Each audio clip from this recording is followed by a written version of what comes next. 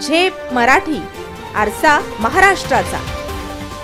छगन भुजबळ महाराष्ट्रातील एक दमदार नाव, ताकदीचे नेते, फळडे वक्ते आणि सर्वदूर परिचित असलेला ओबीसी चेहरा. परंतु सध्या हेच छगन भुजबळ नाराज असल्याचे दिसते. त्याचे कारण म्हणजे नव्याने गठीत झालेल्या मंत्रिमंडळात भुजबळांचा पत्ता कट झालाय. त्यांनी उघडपणे आपली नाराजीही व्यक्त केली आहे. होय, मी नाराज आहे असे म्हणत आता मला कुणाशी चर्चेची गरज नाही असंही ते म्हणाले.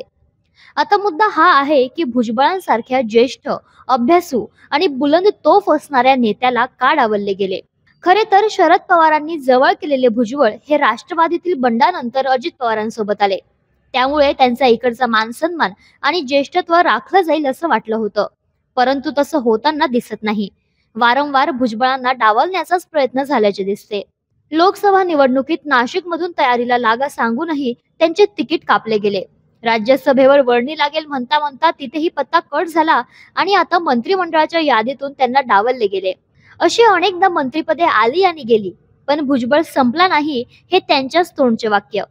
असं मंत्रिपद किती वेळा आलं आणि किती वेळा गेलं. छगन भुजबळ काही संपला नाही ना. यामध्ये त्यांची प्रचंड नाराजी दिसून येते. मंत्रिपदापेक्षा त्यांचा होत असलेला अपमान त्यांना जास्त जिव्हारी लागल्याचे दिसते.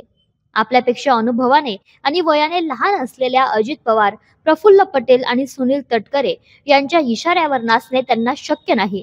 म्हणूनच ते राष्ट्रवादीतूनही बाहेर पडतील असे बोलले जाऊ लागले.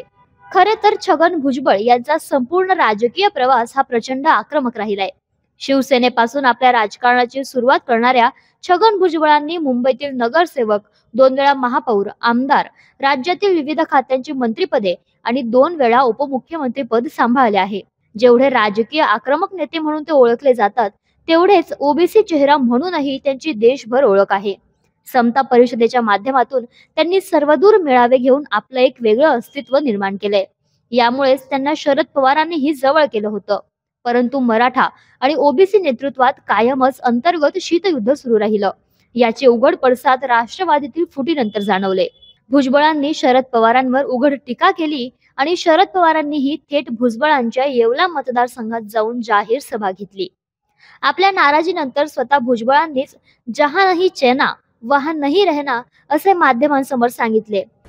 आता बघू, जहां नहीं चैना वहां नहीं. त्यामुळे छगन भुजबळ राष्ट्रवादीतून बाहेर पडण्याची शक्यता व्यक्त होऊ लागली.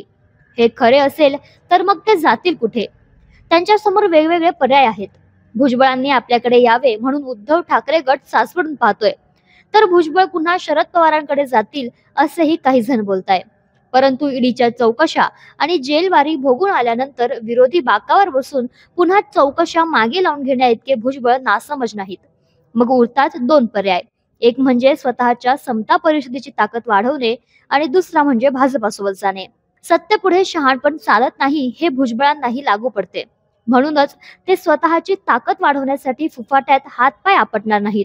भुजबळांनी मराठा नेते जरांगे पाटील यांना थेट अंगावर घेतल्याने राष्ट्रवादीपासून मराठा मतदार दूर जाण्याची भीती अजित पवारांना वाटल्यामुळेच वेळोवेळी भुजबळांचे पंख छाटण्याचा प्रयत्न झाला असेही बोलले जाते. अजित पवार यांचा हात सोडणार असतील तर ताकदीचा ओबीसी चेहरा असणाऱ्या भुजबळांना जवळ करण्याची संधी मुख्यमंत्री देवेंद्र फडणवीस सोडणार नाहीत. मराठा आरक्षणाच्या मुद्द्यावर मराठा, मुस्लिम आणि दलित मते भाजपापासून दूर गेल्याचा फटका लोकसभेत त्यांना बसला. त्यामुळे बेरजेचे राजकारण करताना भुजबळांच्या माध्यमातून ओबीसींना जवळ करण्याची खेळी फडणवीस खेळू शकतात.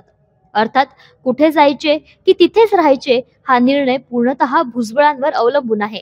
बघूया राजकीय समीकरणे कशी बदलतात ती. अशाच वेगळ्या आणि ताज्या बातम्यांसाठी पाहत रहा झेप मराठी, आरसा महाराष्ट्राचा. संपादक प्राध्यापक अनिल चव्हाण, धुळे.